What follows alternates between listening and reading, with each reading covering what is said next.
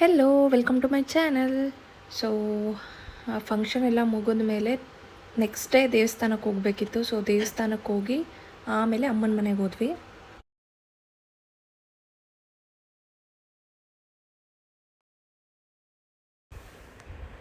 And ಬೆಳಗ್ಗೆ ಎದ್ದ ತಕ್ಷಣ ಒಳ್ಳೆ ಮಟನ್ ಬಿರಿಯಾನಿ ಮಾಡಿದರು. ಸೊ ಬೆಳಗ್ಗೆನೇ ಬ್ರೇಕ್ಫಾಸ್ಟ್ ಮಾಡಿ ಆಮೇಲೆ ಸ್ವಲ್ಪ ಹೊತ್ತು ಕಾರ್ಡ್ಸ್ ಆಡ್ಕೊಂಡು ಟೈಮ್ ಪಾಸ್ ಮಾಡಿದ್ವಿ. ಆಮೇಲೆ ಮಧ್ಯಾಹ್ನ ಮತ್ತು ಇಡ್ಲಿ, ಕಾಲ್ ಸೂಪ್ ಮತ್ತು ತಲೆ ಸಾಂಬಾರು ಮಾಡಿದರು.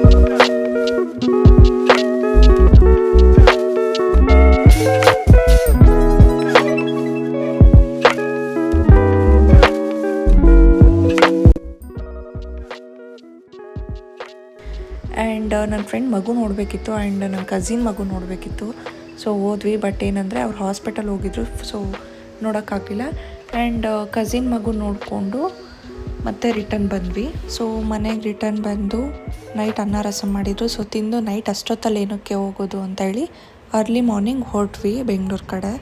ಆ್ಯಸ್ ಯೂಶ್ವಲ್ ಬೈಟು ಕಾಫಿಲಿ ಬಿಸಿಬೇಳೆ ಭಾತ್ ತಿನ್ಕೊಂಡು, ಬಿಕಾಸ್ ಕ್ರೇವಿಂಗ್ಸ್ ಆಗ್ತಿತ್ತು ಅಂತ ಅದು ತೊಗೊಂಡಿದ್ದೆ, ಇಲ್ಲಾಂದರೆ ಆಲ್ಮೋಸ್ಟ್ ಇಡ್ಲಿನೇ ಇರುತ್ತೆ. ಸೊ ಮನೆಗೆ ಹೊರಟ್ವಿ. ಆ್ಯಂಡ್ ಸಂಜೆ ಮಳೆ ಸ್ಟಾರ್ಟ್ ಆಯಿತು. ವಾವ್. ಸೊ ಆಫ್ಟರ್ 2 days ಮತ್ತೆ ಅತ್ತೆ ಮನೆಗೆ ಹೋದೆ, ಬಿಕಾಸ್ ನಮ್ಮ ಮಾವ ತುಂಬ ದಿನದಿಂದ ಕರಿತಿದ್ರು. ಸೊ ಹೋದೆ. ಆ್ಯಂಡ್ ನೈಟು ಮುದ್ದೆ ಸಾಂಬಾರು ಮಾಡಿದ್ರು, ಸಕ್ಕತ್ತಾಗಿತ್ತು. ಆ್ಯಂಡ್ ಹೋಮ್ ಮೇಡ್ ಉಪ್ಪಿನಕಾಯಿ ಮಾಡಿದರು, ಅದು ಸಹ ತುಂಬ ಚೆನ್ನಾಗಿತ್ತು.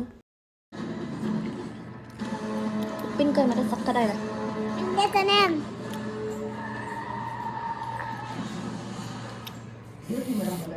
ಸಕ್ಕತ್ತಾಗಿದೆ ಗಾಯ್ಸ್. ನಾನು ಲೈಫಲ್ಲಿ ಈ ಥರ ಉಪ್ಪಿನಕಾಯಿ ತಿಂದೇ ಇಲ್ಲ. ಆ್ಯಂಡ್ ಕನಿಕಾ ಇದ್ಲಲ್ಲ, ಸೊ ನನಗೇನು ಬೋರ್ ಆಗಲಿಲ್ಲ. ಆ್ಯಂಡ್ ಮಾರ್ನಿಂಗ್ ಚಿತ್ರಾನ್ನ, ಮುದ್ದೆ ಊಟ. ನೆನ್ನೆನೂ ಮುದ್ದೆ ಊಟನೇ ರಾತ್ರಿ ತಿಂದು. ಇವತ್ತು ಬಸ್ಸಾರು. ನೆನ್ನೆ ಏನು ಸಾಂಬಾರು? ನನಗೆ ನೆನಪಿಸ್ತಾರೆ ತರಕಾರಿ ಸಾಂಬಾರು. ದೋಸೆ, ಕಬಾಬ್, ಆನಿಯನ್, ಮಟನ್ ಸಾಂಬಾರು.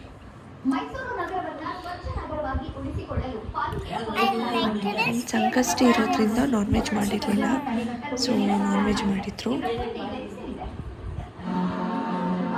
ಯಮ್ಮಿ.